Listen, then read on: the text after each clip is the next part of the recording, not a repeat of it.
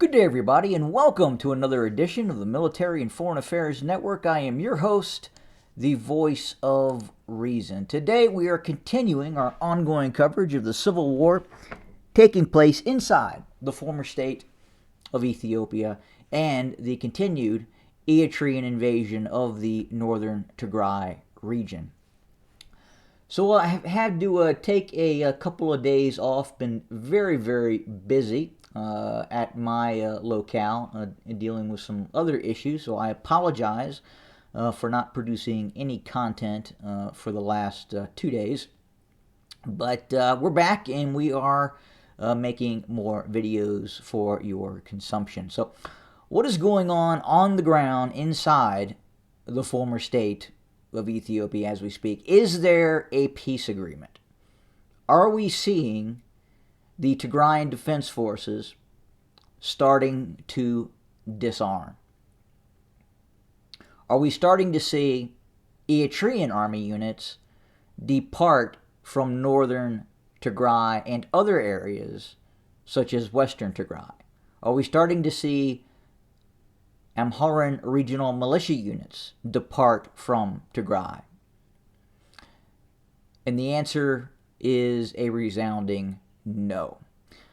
The Tigray Defense Forces are not disarming. They cannot disarm, especially in the face of continued occupation by the Eritrean army, which continues to rape and pillage the northern Tigray region, as you can see here on the map.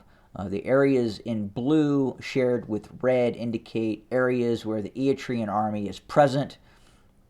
There are actually quite a few more Eritrean army units in northern Tigray than actually AB loyalist forces or Amharan regional militia forces. So the vast majority of the forces in northern Tigray are Eritrean army units. We continue to see, again, the Amhara regional militia units operating in western Tigray and in some parts of areas of Tigray north of a DRK. And then in the southeast, it's the same situation. We're starting to see actually more Amharan militia units starting to be deployed into the Tigray region. And the reason for that is the continued operational tempo of the Oromia Liberation Army, which is requiring Addis Ababa, the Abiy loyalist forces, to withdraw some of its regular army units that were positioned towards Tigray and reposition some of those units to face off against the Oromia Liberation Army, which is continuing to take cities and towns across western Oromia and to the north of Addis Ababa as well, the North Shua Zone. But now, in terms of the Tigray Defense Forces, absolutely nothing has changed on the ground. We continue to see the Tigray Defense Forces control Mekelle in vast areas north, south, and west of Mekelle. There have been reports of some repositioning and re-digging in of Tigray Defense Force units within the last few days.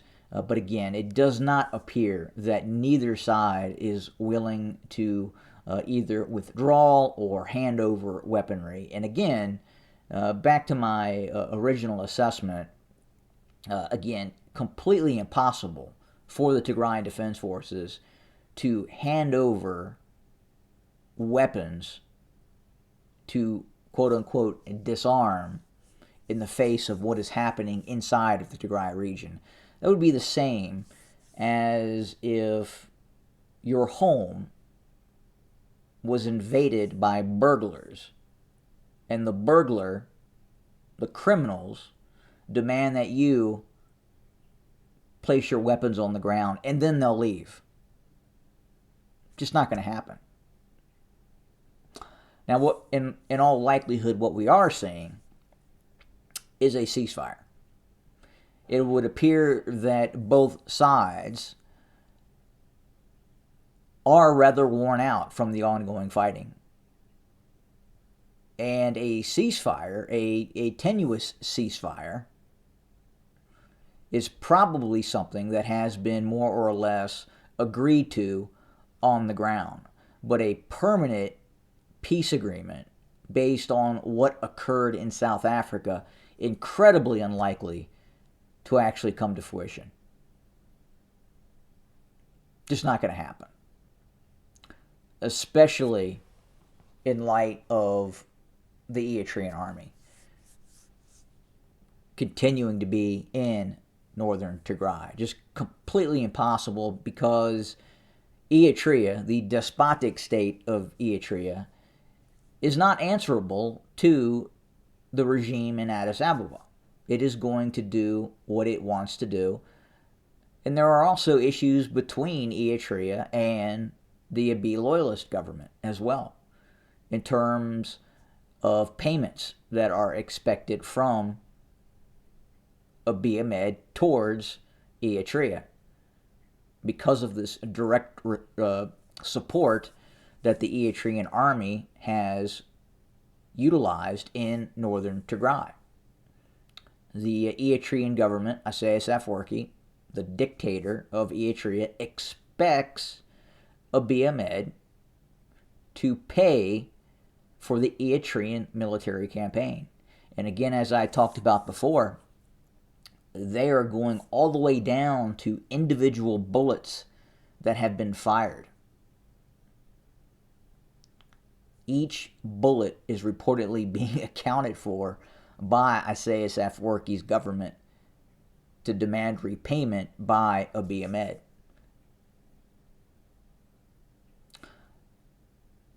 At the same time, in the north, especially near Adwa, very difficult situation for the Eritrean army, because again, the Eritrean army is essentially surrounded near Adwa. Very, very difficult situation on the ground right now for Eritrean forces. And fighting still continues. We know that drone strikes still continue. So the idea of this peace agreement, this so-called peace agreement, some call it the extermination agreement, is just simply not going to happen at this point. It seems highly, highly unlikely that actors on the ground, commanders of the Tigray Defense Forces, aware of the situation on the ground, aware of what is happening in northern Tigray, aware of what is happening in southern Tigray near Alamata, Korem, are simply not going to disarm. Just not going to happen.